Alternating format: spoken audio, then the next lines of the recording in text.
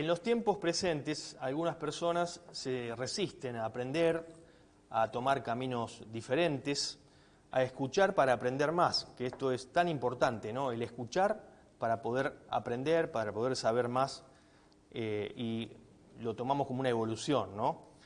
Existe lo que se denomina enemigos del aprendizaje, y eso, por supuesto, impide incorporar nuevas cosas y soltar aquello que traemos desde hace mucho tiempo, ¿no? Mucha gente está perdiendo la capacidad y también la oportunidad de saber algo nuevo por no escuchar, por no estar presente cuando la otra persona me está diciendo algo, ¿no? Y también por creer que ya tiene todo resuelto. Alguien que no escucha, que mira para otro lado cuando uno le habla, cree que ya tiene todo, que lo sabe todo, que tiene todo resuelto, que nadie le va a explicar nada. Por eso nosotros decimos que existen barreras, límites que no permiten un desarrollo personal. Algunos seres humanos pasan la vida diciendo no tengo tiempo para aprender, jamás voy a poder, no puedo, no nací para esto, así me criaron, voy a ver si puedo, no lo afirma nunca, voy a ver, quizás pueda, esto es imposible para mí. Bueno, son algunas de las frases que implican enemigos del aprendizaje. Incluso a tal punto que les cuesta decir no sé, no entiendo. Tal vez no admitan que la ignorancia no es lo opuesto al aprendizaje, sino que es el umbral del aprendizaje. También enemigos del aprendizaje son aquellos que siempre tienen una respuesta para todo, que creen saberlo todo. Simulan que saben, incluso piensan que saber es sinónimo de tener la verdad absoluta. Nos ha pasado muchísimas veces cuando hablamos y lo dan por sabido, incluso no nos prestan atención y en lugar de pensar en lo que le estamos diciendo, piensan en otra cosa y a veces cambian de tema, ¿no? Un error que a veces cometemos los seres humanos por no escuchar y por no estar atento a lo que dice la otra persona. Durante muchos años nos enseñaron que había que callar ante algo que no sabíamos, que no entendíamos, principalmente aquellos que tenemos ya más de 50 años, cuando íbamos a la escuela, nunca nos enseñaron que teníamos que preguntar cuando no sabíamos, teníamos que callar, eso nos decían. Y nunca nos dijeron que había que preguntar para aprender.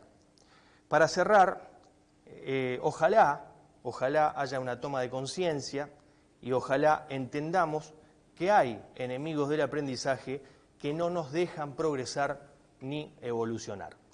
¿Cómo les va? Esto es Línea Directa, es un gusto saludarlos y gracias por estar siempre con nosotros. Quien les habla, Marcelo Malvestiti. Estamos en vivo, como siempre decimos, por Televisión Regional.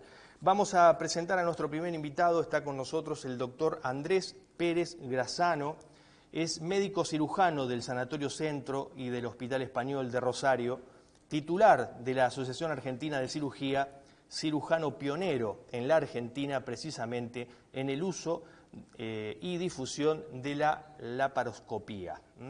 ¿Cómo le va, doctor? ¿Cómo está? ¿Qué tal? ¿Cómo te va, Marcelo? Gracias por estar acá. Bueno, muchas gracias. Muy amable. Ante todo te aclaro para lo de la laparoscopía es la laparoscopía tridimensional. Tridimensional, exacto, 3D. Exacto. Laparoscopía 3D. No traje yo la laparoscopía exacto. argentina, eso es la 3D. Tridimensional. Exacto.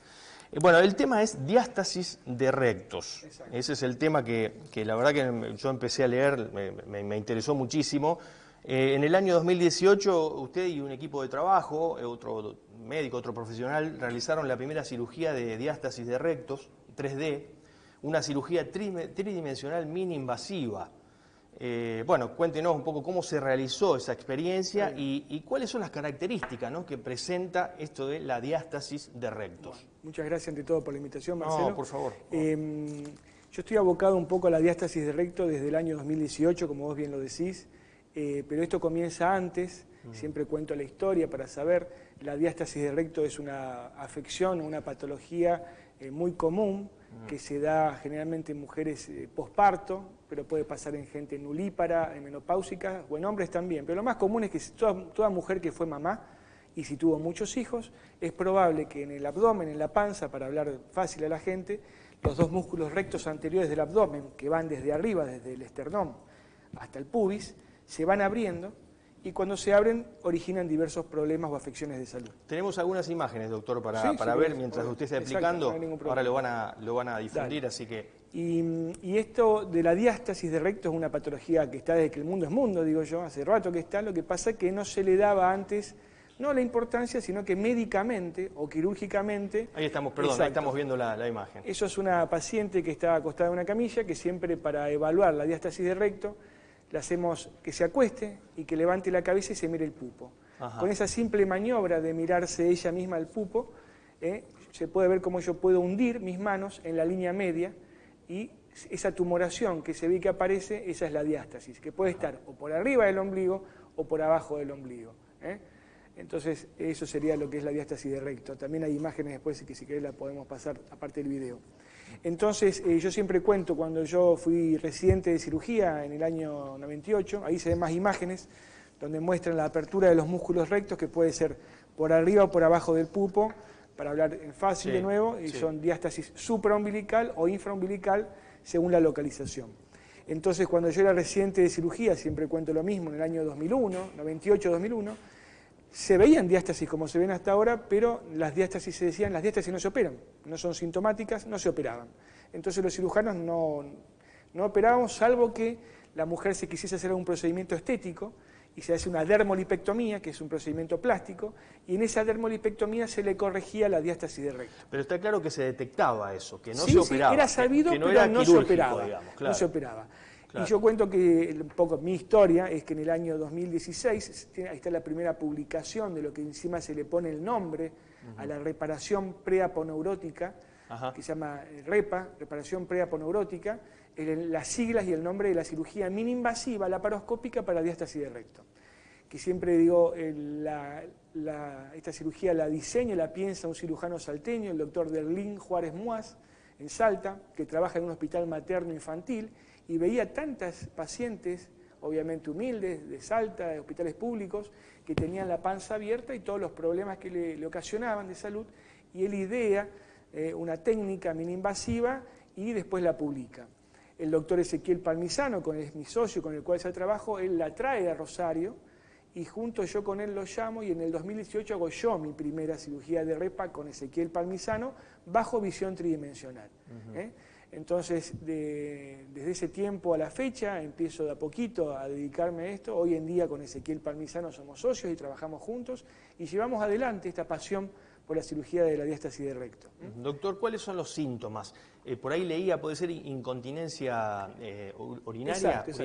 Hay diversos síntomas y un poco, a mí me gusta explicarle a la gente, porque no es que yo lo sepa más ni nada, sino porque me dedico, pero se empezó a ver que mucha gente que tiene diástasis de recto, o sea, que tiene la abertura en el abdomen, no lo toma en cuenta, o incluso muchos profesionales que no están abocados al tema, especializados en diástasis. La cuestión es que por motivos de la abertura de la panza se originan diversos síntomas que a veces no tienen nada que ver con la panza, pero que están asociados a la diástasis. Entonces yo cuando le explico a la gente, le digo, bueno, los seres humanos tenemos cavidades. La cavidad craneana es una, maneja presiones. La cavidad torácica es otra, maneja presiones. El abdomen es otra cavidad que maneja presiones. Cuando la panza está abierta, cuando los músculos rectos se distancian y se abren, se origina una disminución de la presión abdominal, con lo cual ya empieza un problema.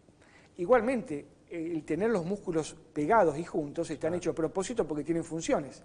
Cuando se empiezan a abrir, empiezan a dar síntomas, con los cuales la gente consulta o por dolor de espalda, dolor lumbar o dorsal, porque en la posición del tronco y la respiración los músculos rectos son importantes y originan a veces una posición antiálgica para la abertura de la panza y terminan con muchos dolores de espalda. Y hay gente que ha sido operada de hernia de discos sin tenerla. Después también todo por lo mismo dan alteraciones del piso pelviano. Entonces de ahí aparecen los problemas uroginecológicos en la mujer más que todo.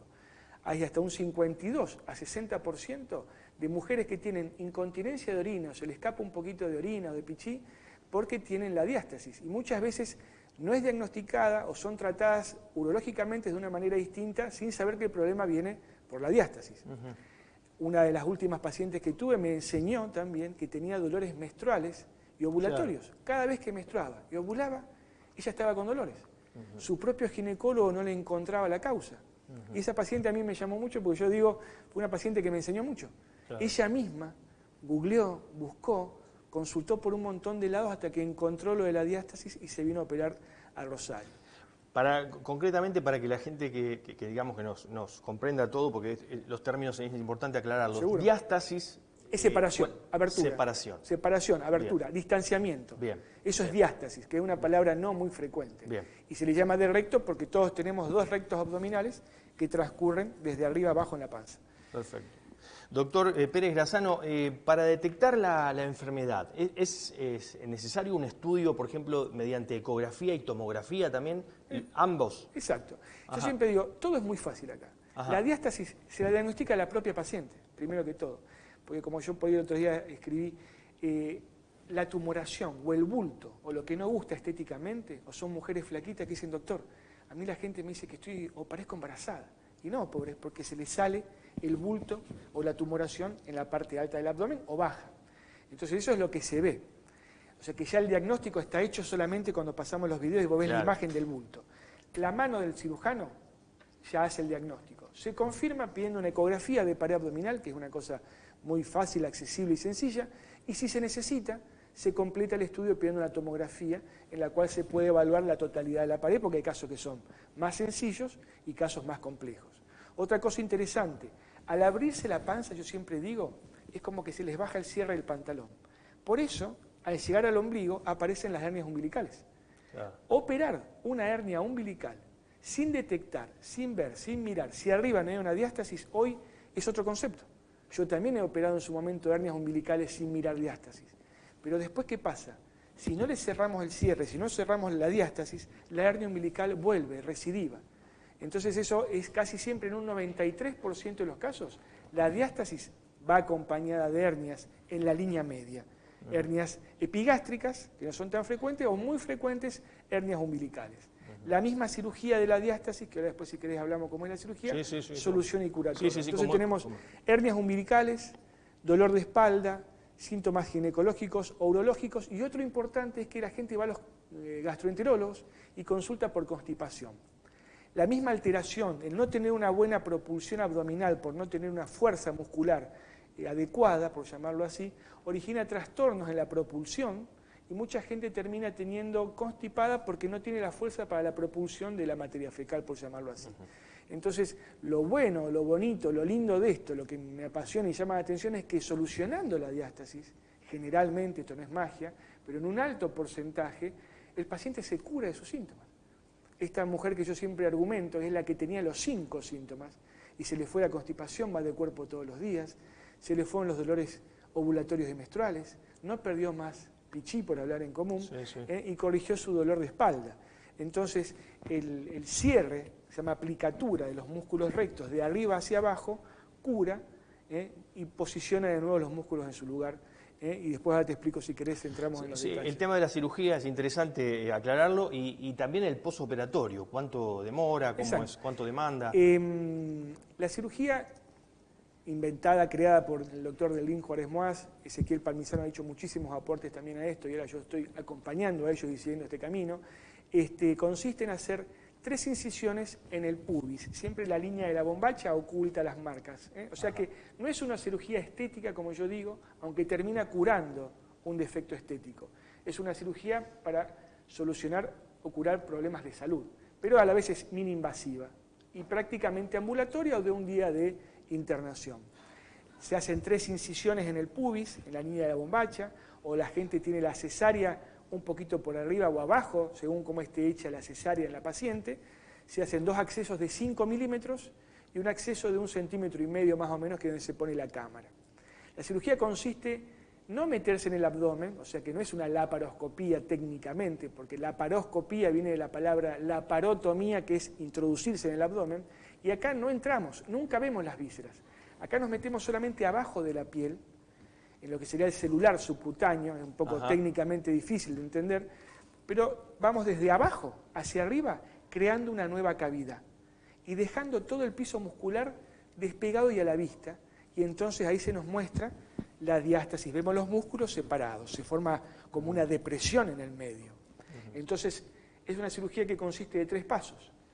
El primero es hacer todo el abordaje para dejar el abdomen y los músculos expuestos. Se secciona el ombligo se suelta para que la panza se deje distender y se empieza a suturar los músculos rectos desde arriba hacia abajo. Hay una sutura especial, entonces uno viene plicando, se llama aplicatura de los músculos rectos y se viene cerrando todos los músculos rectos desde arriba hacia abajo. Una vez que está hecha la aplicatura de los músculos rectos, luego se procede a colocar una malla protésica de un material que se llama polipropileno, que es reabsorbible. Todo lo que usamos es reabsorbible. La sutura se reabsorbe, la malla, que es de 30 por 30, va a cubrir el defecto de pared y va a ayudar a reforzar la pared abdominal que ya están acercados los músculos, y después, luego con un dispositivo que tiene como unas colitas de chancho reabsorbibles, se empieza a colocar en la pared abdominal y se fija la malla protésica. Siempre dejamos un drenaje en el lecho quirúrgico, porque esta cirugía sí da seroma. Seroma es como un aceite que se forma y sale por el celular subcutáneo, que es un tejido graso. Entonces este decolamiento que se hace necesita de llevar un drenaje que se lleva entre 7 y 10 días hasta que se agota. Generalmente el paciente, si se opera por la mañana, probablemente a la tardecita noche se puede ir, y si no, si se opera por la tarde, pasa la noche internado para el control del dolor, la analgesia y todo, y al día siguiente se da de alta. Siempre decimos que el postoperatorio no es una cosa tan sencilla, en el sentido de que tiene que estar un mes cuidándose. La cirugía junto a la faja y junto a la kinesiología es importantísimo. Claro. El drenaje manual linfático y los taping que se ponen en la pared ayudan a que el seroma se vaya evacuando por el drenaje. ¿Hay muchas operaciones de este tipo, doctor, últimamente? Gracias a Dios estamos tratando de, por eso mismo te agradezco la invitación, de llegar a la gente con la información, de llegar a nuestros colegas y profesionales para divulgar esta cirugía que relativamente tiene 6 años de publicada, o sea que es bastante nueva. Y en Rosario se viene haciendo, yo desde el 2018, Ezequiel un poco antes, o sea que más o menos venimos haciendo, y obviamente la gente se va enterando y van buscando esta solución. Hay muchísima diástasis, es muy frecuente. Lo que yo, la duda que tengo, si antes no era quirúrgico, ¿cuáles eran las consecuencias?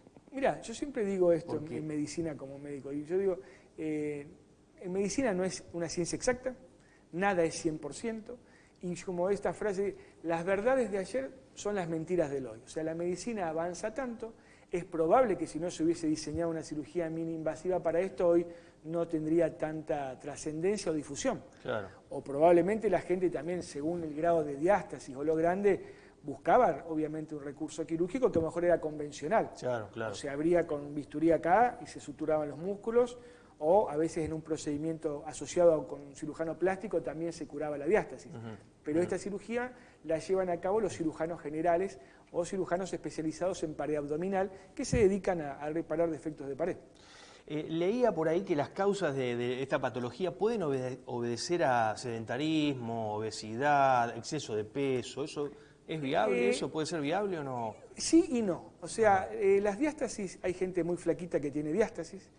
Obviamente que siempre digo, el sobrepeso, la obesidad, el sedentarismo son factores que van en contra de la diástasis. Es más, también explico, esta cirugía está casi hoy por hoy, ¿no? Hoy por hoy está un poco diseñada o hecha para cuerpos más delgados. Al paciente obeso no le podemos ofrecer la microcirugía y le ofrecemos la forma convencional, porque un poco las características anatómicas del obeso no nos permiten hacer lo que hacemos en un paciente que a lo mejor no es que sea hiperflaco, pero bueno, presenta un cuerpo, una anatomía que es más fácil de solucionar por la laparoscopía.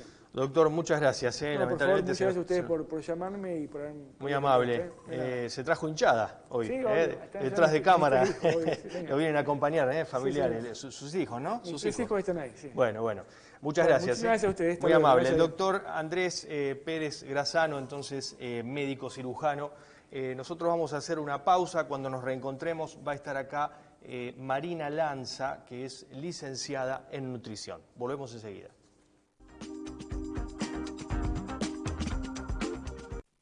Santería Ángel de la Guarda. Gran variedad de saumerios, atrapasueños, lámparas de sal, fuentes de agua, mayorista y minorista. Enviamos a todo el país. Juan José Paso, 5582, Rosario. WhatsApp 341-360-5655. En Facebook, Santería Ángel de la Guarda. Concejalas y concejales visitan todas las escuelas, distribuyen materiales didácticos y dialogan con la comunidad educativa. El consejo en tu escuela. Cortinas de enrollar.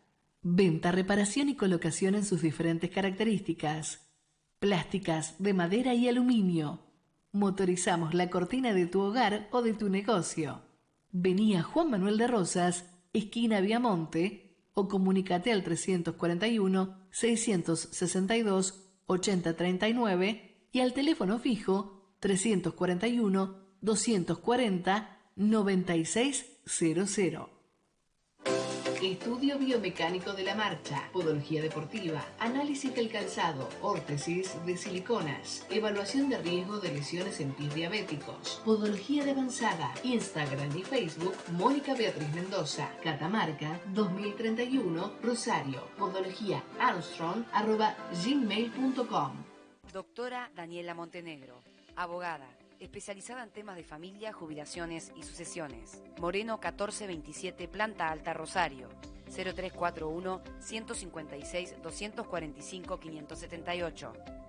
Aquilea, el espacio que tu piel necesita. Variedad en tratamientos estéticos de la mano de profesionales especializados. Rueda 1249, Planta Alta, Rosario. Contacto 341-334-7831. Búscanos en Facebook y en Instagram como @Aquilea Gabinete Integral.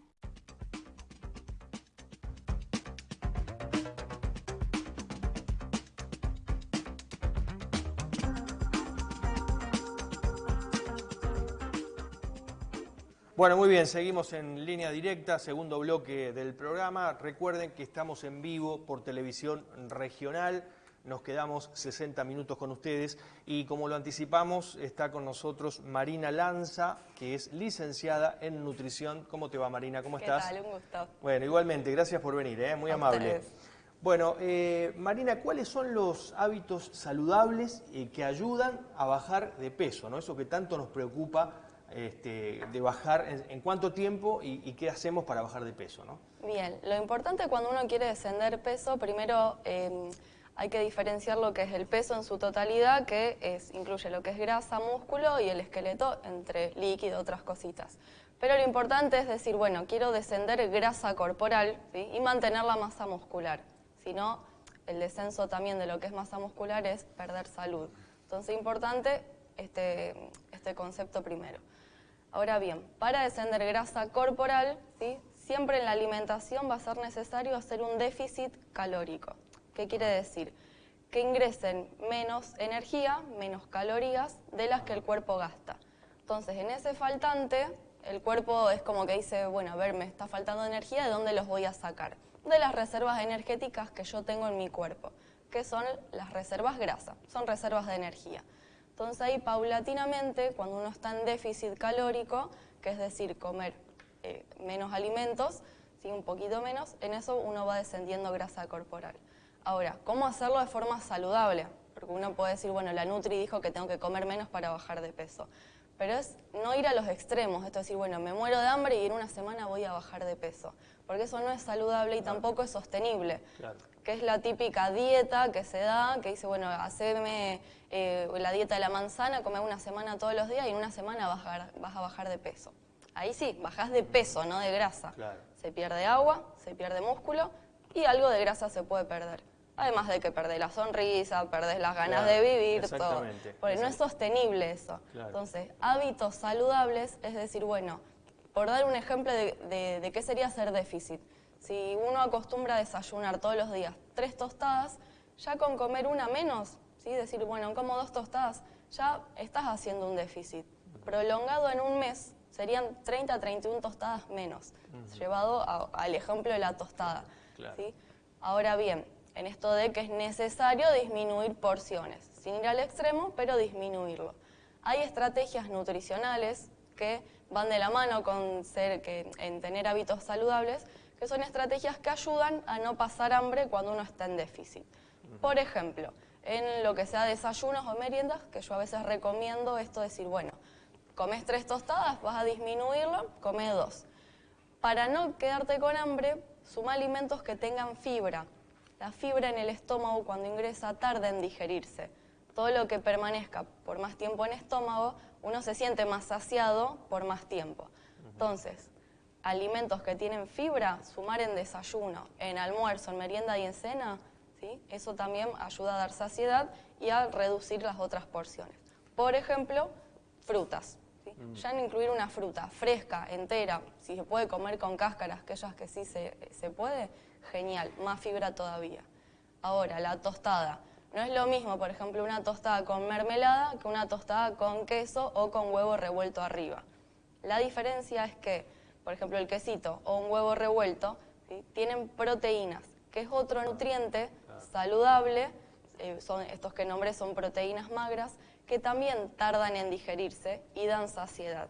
Entonces ahí ya estás haciendo un cambio muy saludable, no vas a pasar hambre, no vas a dejar de nutrirte, sino todo lo contrario, vas a estar nutriéndote a la par de estar en este déficit de calorías.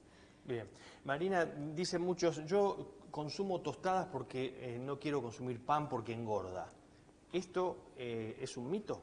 Es un mito. Ajá. O el clásico, dejé el pan y como galletas de arroz, por ejemplo, que lo escucho mucho en consultorio. También, claro. O no como pan, como galletitas de agua. El pan, lo que más te va a aportar son hidratos de carbono. El hidrato de carbono es un nutriente que para nosotros representa un combustible. Es decir, es el combustible para que nosotros hagamos todos los quehaceres del día. Nos da energía. Entonces, el pan, galletitas de agua, galletas de arroz, todos tienen hidratos de carbono.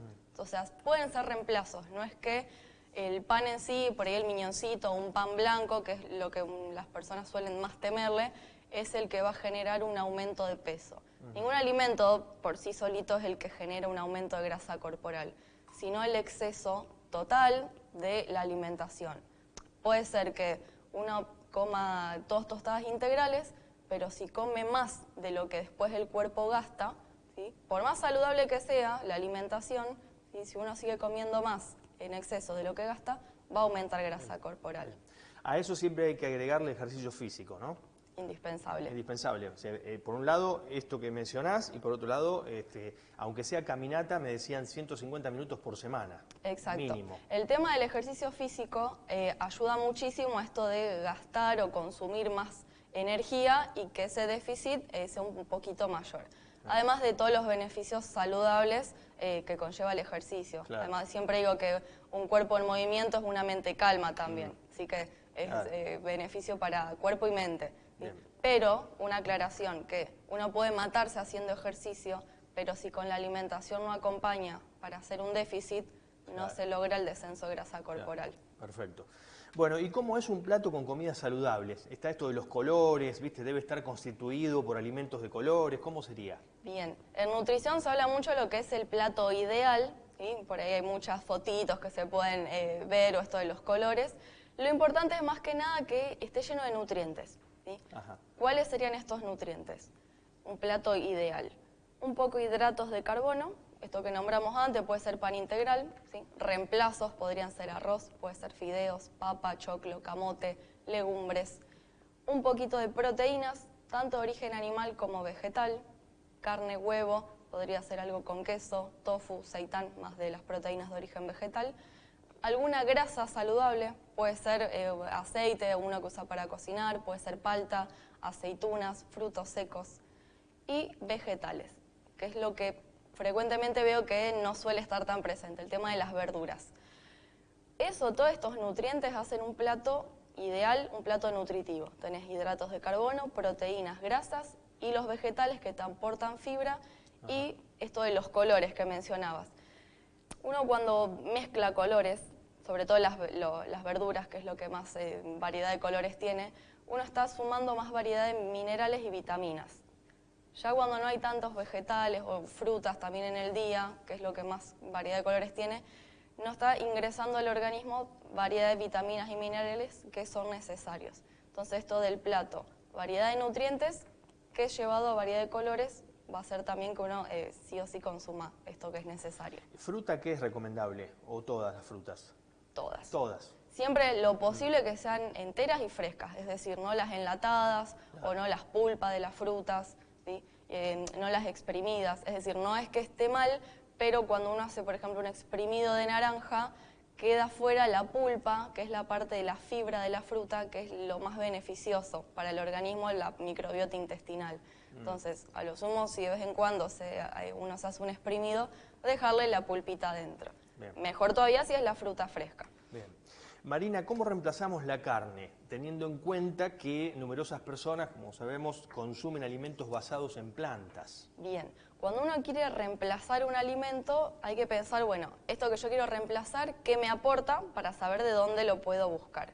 El tema de las carnes en sí son fuente de proteínas, este nutriente que nombré antes que da saciedad. Sí. La proteína, para imaginarlo, es como un ladrillito que forma todo lo que sea tejido, todo lo que sea cabello, piel, masa muscular.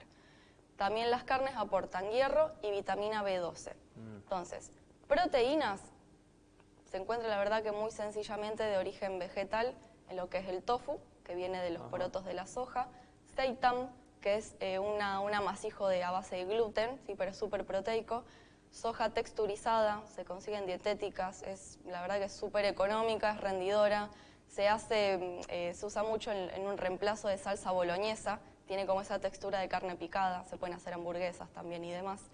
La levadura nutricional, que no es lo mismo que la levadura para fermentar un pan, por ejemplo, la levadura de cerveza. Esta es una levadura nutricional, se consiguen dietéticas, cuyas funciones están nutrir. Es rica en hierro, en ácido fólico y en proteínas. En veganismo se da mucho, es un polvito, viene sin sabor, viene sabor queso, o sea, la verdad que es muy versátil. Y las legumbres, ¿sí? Las legumbres en su totalidad. Estas también son ricas en hierro. El hierro también se puede encontrar en vegetales color verde oscuro, brócoli, rúcula, el kale o kale, esa hojita que es como una lechuga, en frutos secos también, en legumbres el hierro. El tema de la vitamina B12 solamente se consiguen en alimentos de origen animal. Entonces, cuando uno tiene una alimentación basada en plantas, sí es necesario suplementar con la vitamina B12, porque no se puede sacar de todos los otros alimentos que nombré. Entonces, en ese caso sí hay que suplementar. Hay que agregarle. Sí, en ese caso suplementar sí o sí. Ajá, bien. Bueno, y leía, yo lo anoté, ¿qué diferencia hay me llamó la atención, entre una porción y una ración? Bien, el tema de la ración es como algo más generalizado. Podría decir, bueno, en el plato que haya una ración de verduras, que en el día haya tantas raciones de fruta, que haya legumbres. El tema de las porciones es algo más individual. Por ejemplo, yo en los planes de alimentación que armo suelo guiarles a las personas a decir, bueno, ¿cuántas porciones equivalen a los hidratos de carbono que tenés que poner en tu desayuno? ¿Sí? Por ejemplo, una porción de hidrato de carbono te equivale a comer una rodajita de pan integral. Yo le doy un listadito con equivalencias y esa persona dice, bueno, tantas porciones me equivalen a tanto. Y con eso sabe cuánta cantidad poner en su plato. Por esto, hablando de quizás lo que charlamos antes del déficit calórico, si una persona desea bajar o aumentar de peso. Lo que no hay que hacer nunca es lo que mucha gente dice, que por ejemplo no consume nada al mediodía y espera a la noche para comer, y ahí se produce todo un desequilibrio porque lo que no consumió al mediodía lo consume y más todavía todo junto en la cena. Entonces eso no hay que hacer nunca. No, aparte uno va arrastrando hambre cuando más actividades está haciendo en el día, que es el trabajo, facultad, si va a entrenar. Exacto. Marina, hay mitos, como decíamos antes, sobre nutrición. Dicen muchos, consumir huevo aumenta el colesterol. ¿Esto es así? No es así. A ver, es un viejo mito y hay muchos estudios actualizados que dicen que la yema del huevo, que era como lo más problemático, que contenía mucho colesterol. Ajá. A ver, la yema de huevo tiene grasa, es grasa saludable, tiene más grasa saludable que la que no lo es.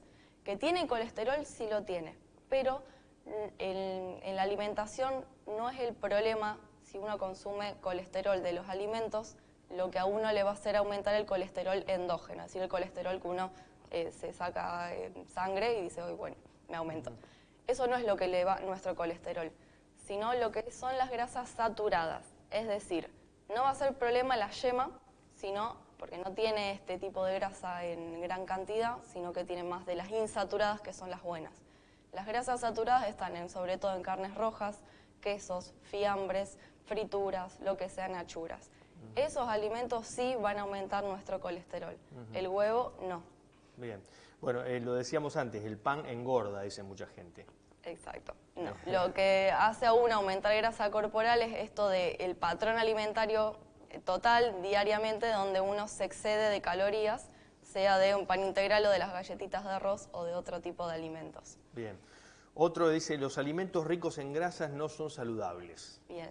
El tema de las grasas, en realidad, viene de que hay dos tipos, resumidamente, dos tipos de grasa, la que es buena y la que es mala. Entonces, los alimentos que son ricos en grasas saludables, sí van a ser alimentos saludables. Lo que sean frutos secos, por ejemplo, lo que es maní, lo que son las almendras, las nueces, lo que sean pistachos, avellanas, las aceitunas, la palta, aceites vegetales. Todos estos son grasas que son saludables, entonces está buenísimo incorporarlas diariamente. Mejoran incluso nuestro perfil lipídico, hablando esto también del colesterol de antes, ayudan a disminuir.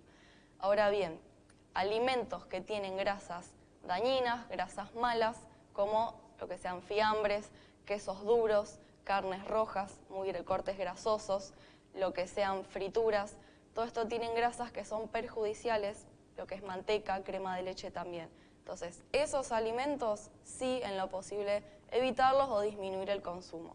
Y la elaboración de los mismos, de tortas que tengan manteca, facturas que tengan grasa, Claro.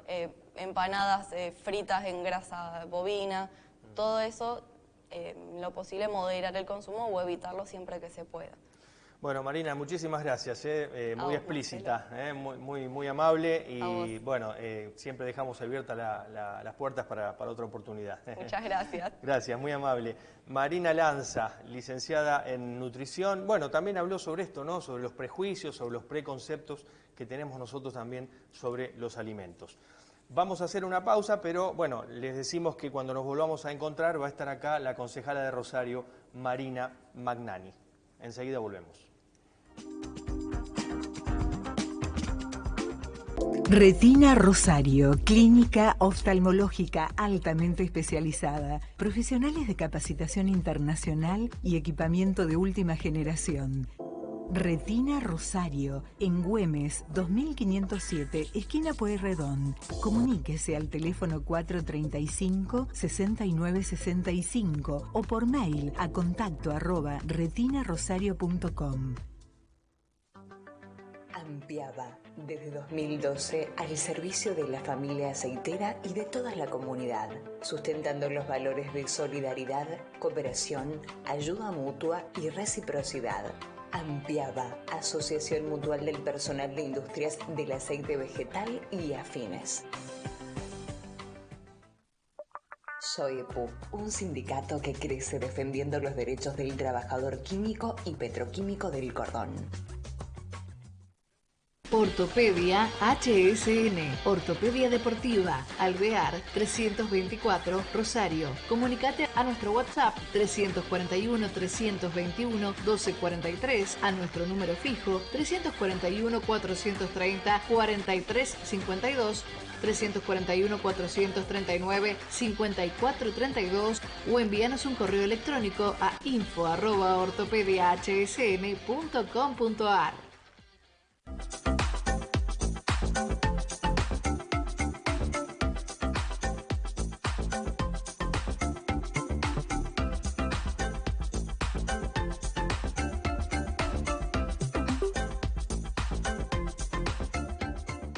¿Sabías que podés sanar con la inteligencia de tus células? Memoria celular, consultas personales, cursos, talleres, seminarios. Profesora Adriana Torres, www.hayundia.com. Comunicate al 341-666-0795.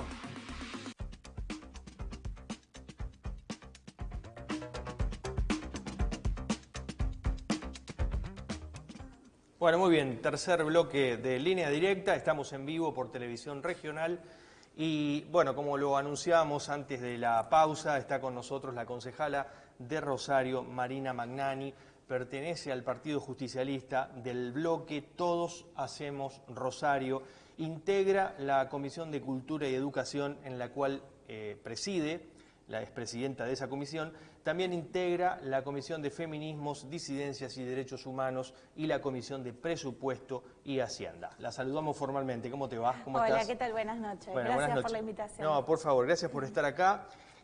Bueno, hay varios temas para desarrollar. Días pasados el Consejo Municipal de Rosario aprobó un decreto proveniente justamente de la Comisión de Feminismos, Disidencias y Derechos Humanos con el fin de incluir la capacitación en la perspectiva de género y violencia contra las mujeres en la contratación de servicios de higiene urbana, bueno, de gestión de residuos, ¿no?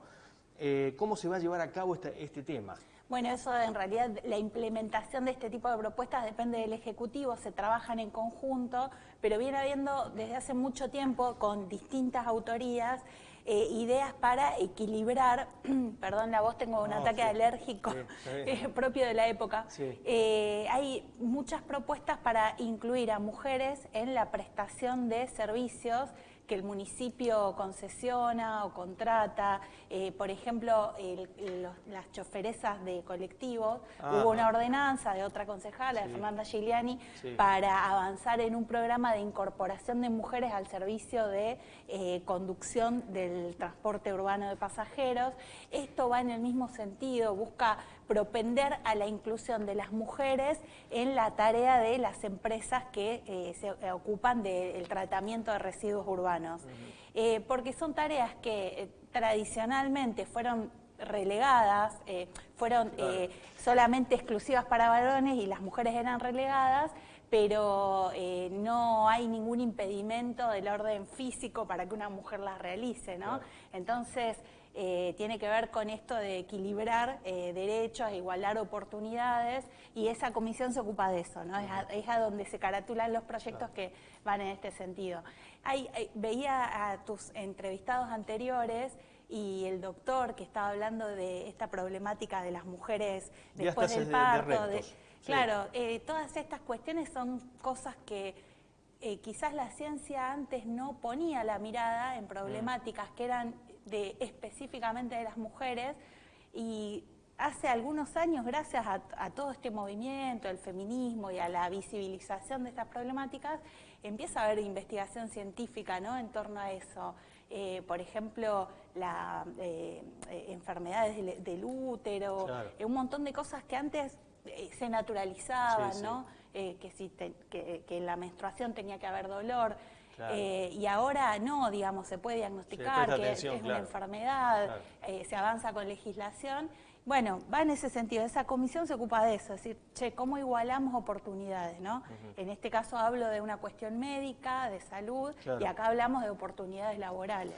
Y esto precisamente, como decía la concejala, ¿no? O sea, ya está aprobado por el Consejo Municipal de Rosario, va derivado ahora al Ejecutivo Municipal, quien tiene que promulgarlo, ¿no? Y avanzar en acciones para implementarlo. Convocar a las mujeres que son las que presentan los currículums, porque también la realidad es que, como ocurrió en el transporte urbano de pasajeros y como ocurre en el servicio de taxis, hay mujeres que desean ese trabajo y muchas que no, lógicamente. Entonces hay que hacer una evaluación entre las personas que se inscriben, que es lo que se hizo en los otros servicios. Y eso va a llevar un tiempo. Sí, lleva un tiempo. Obviamente todas las mujeres están sujetas a las mismas condiciones que los varones para ingresar a esos servicios. Digamos, hay toda una serie de requisitos que las empresas imponen, que las mujeres están expuestas a lo mismo, o tienen que cumplimentar con lo mismo. La misma capacitación, el mismo entrenamiento, pero bueno, es buscar eso, que tengan la oportunidad de hacerlo. Marina, respecto a este tema justamente, ¿cómo ves la inserción, no importa, no hay problema, cómo ves la inserción de la mujer en el ámbito laboral?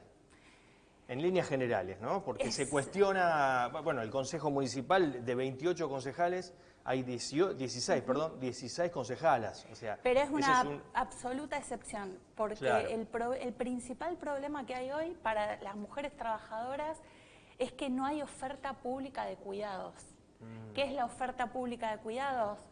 Un jardín de infantes accesible, una mujer trabajadora, por ejemplo, que tiene que vivir de tareas de servicio doméstico, auxiliar de limpieza en casas particulares, si no tiene para pagar una guardería, un jardín privado, el Estado no tiene suficiente oferta de jardines maternales para dejar a sus niños, niñas. Está ausente el Estado ahí. Ahí hay una gravísima falencia de los Estados.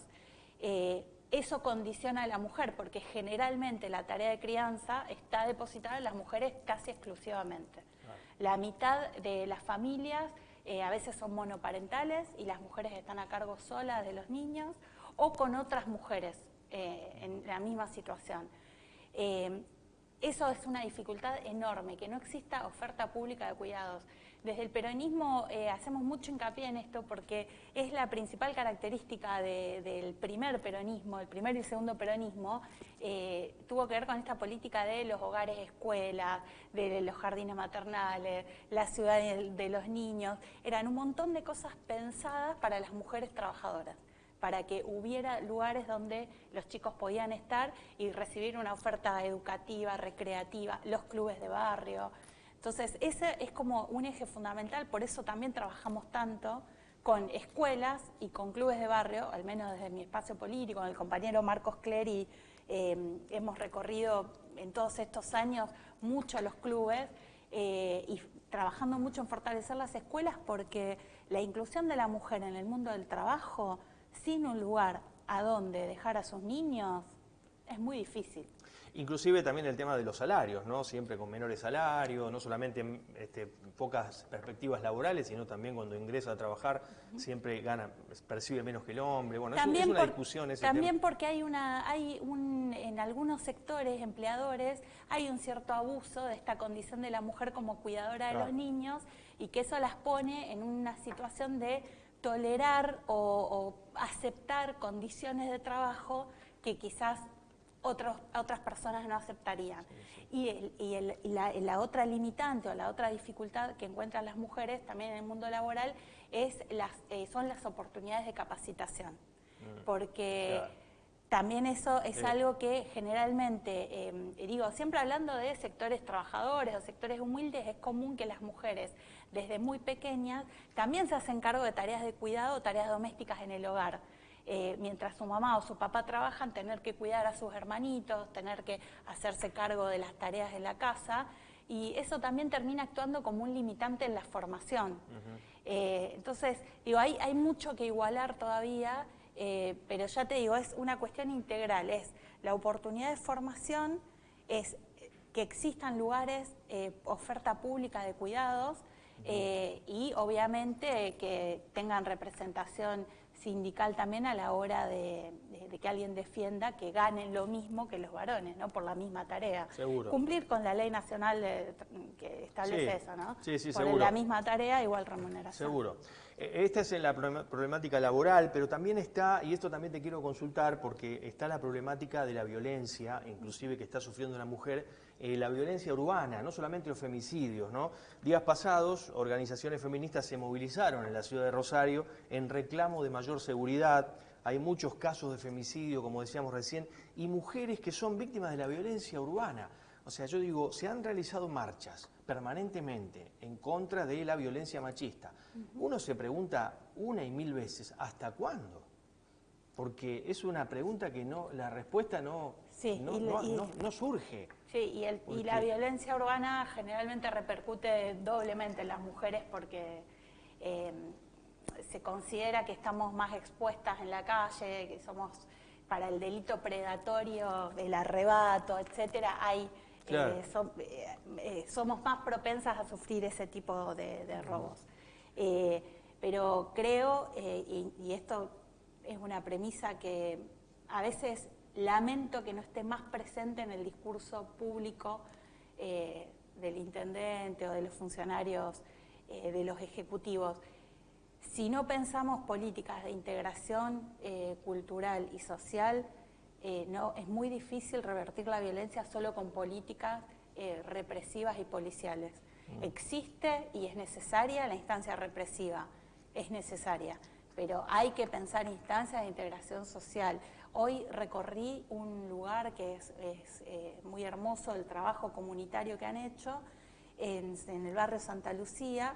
Es un barrio que hace algunos años salía siempre en la tapa de los diarios por sucesos vinculados a la violencia, que lo siguen teniendo, pero desde hace algunos años, a través de la acción de un sacerdote, de mujeres del barrio que trabajan en conjunto con la escuela, que montaron talleres con distintas ofertas de capacitación, de recreación para los chicos y chicas, equiparon un gimnasio de la escuela que había quedado a medio terminar y no tenía equipamiento deportivo, adquirieron el equipamiento deportivo, entonces empezaron a generar todo un entorno para que los adolescentes del barrio circulen y tengan no solo la posibilidad de formarse, de construir comunidad, de encontrarse con otros, encontrarse con adultos que se preocupan por su trayecto de vida, que se preocupan por lo que les pasa. Me parece que eso es algo que quizás a la hora de hablar de más patrulleros o de más... me parece que son las dos cosas, son los dos caminos. Claro. Cultura, educación, espacios de contención, espacios de recreación para los pibes y pibas, y que también funcionen, lógicamente, las fuerzas represivas que funcionen para prevenir el delito y que funcione el Poder Judicial para juzgarlo. En el caso de la violencia de género, lo que ocurre muchas veces es que hay una gran falencia del Poder Judicial, un poco por formación o por escasa formación de los operadores judiciales para entender lo que es la violencia de género, y también por falta de personal.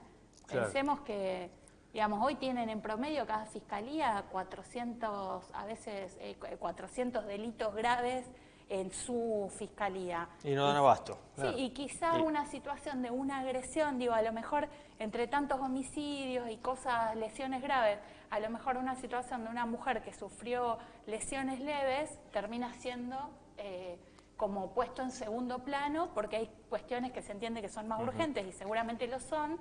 Bueno, digo, yo hago un llamamiento también a la Corte Suprema de Justicia de la provincia de Santa Fe, que lo que tiene que hacer es también invertir en la justicia. Sí, seguro. Marina, muchísimas gracias. Lamentablemente se nos terminó el tiempo, pero bueno, siempre, como dije en el bloque anterior, las puertas están abiertas para otra oportunidad, para que sigamos conversando sobre este tema. El tema de educación también me interesaba dialogar, pero se nos fue el tiempo. Porque estamos trabajando un montón la entrega de netbooks en las escuelas para la inclusión tecnológica, la democratización digital, que es tan importante en esta época. Gracias por estar acá, muy amable. Gracias a ustedes por invitarme. Como decía la concejala Marina Magnani, esto a veces se quiere resolver, se pretende resolver algunas falencias por un lado y se quiere resolver con saturación en los barrios de la ciudad de Rosario, que no está mal, pero también, como decía él, hay que buscar políticas integrales, ¿no? Que abarquen a todos y no solamente poner en un sector, solucionar un sector de los barrios, por supuesto, conflictivos de la ciudad de Rosario, donde hay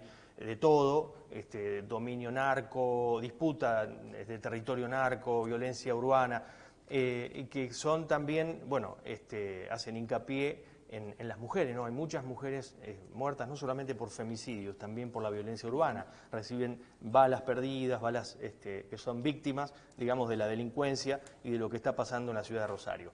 Bueno, vamos a hacer una pausa. Cuando nos reencontremos va a estar acá Lara Farías de Sá, va a hablar sobre la supervisión y los niños. Volvemos enseguida.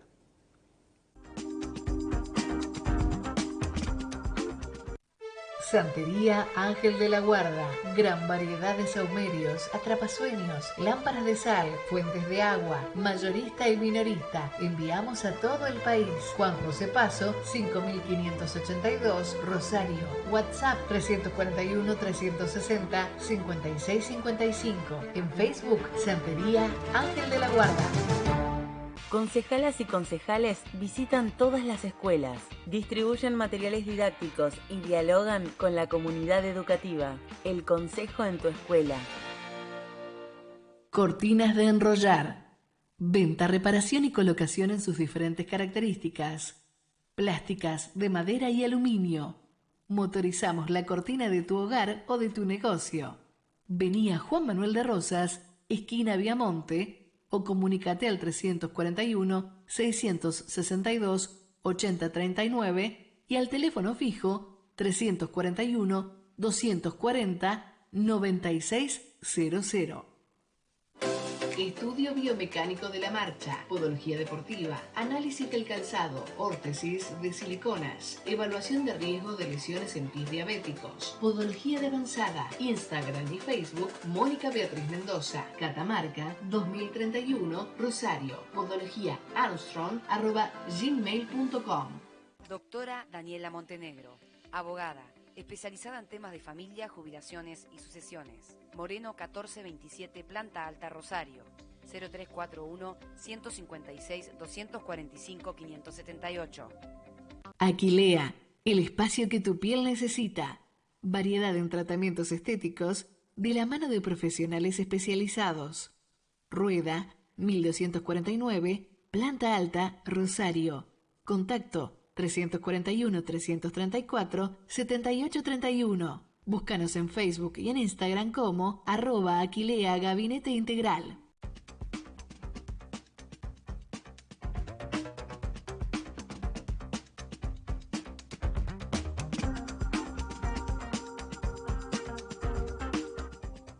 Bueno, muy bien, último bloque. Está con nosotros Lara Farías de SAA, periodista. ¿Cómo te va, Lara? Todo bien, Marcelo. ¿Cómo ¿vos? estás? ¿Bien? Todo bien, sí, sí. Bueno, la supervisión y los niños, ¿de qué se trata?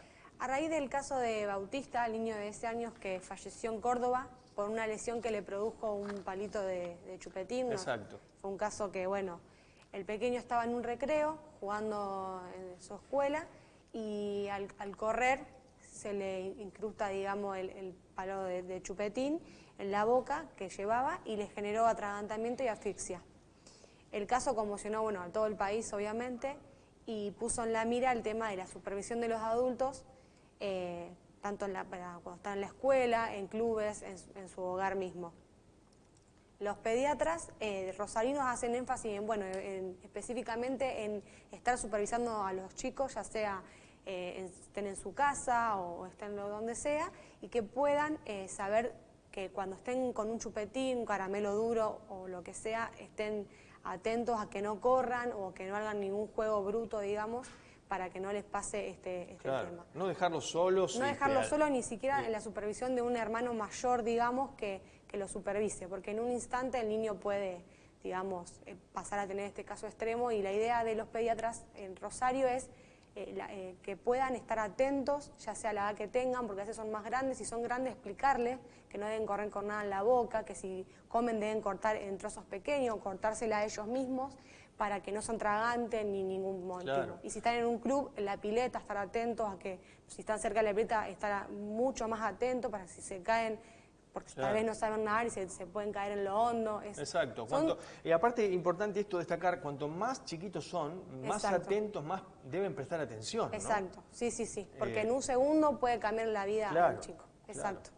Bueno, Lara, se nos terminó el tiempo, lamentablemente. Voy a agradecer, como cada martes, a Moda Marena, que están en San Martín 855.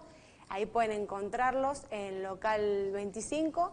Están Cintia y Ailén, que siempre están con la mejor atención, se acercan ahí y los siguen en Instagram, siempre con el último modelo en todo look. Así que buenos. Hoy no hay ninguna sorpresa para mí, como el martes pasado. No, todos los martes no. El martes pasado me encantó, fue mi cumpleaños y fue una sorpresa que... Pero no, todos los martes querés sorpresa, espera el año que viene. Bueno, gracias Lara. No, gracias a vos, Marcelo. Nos reencontramos la próxima semana, muy amables.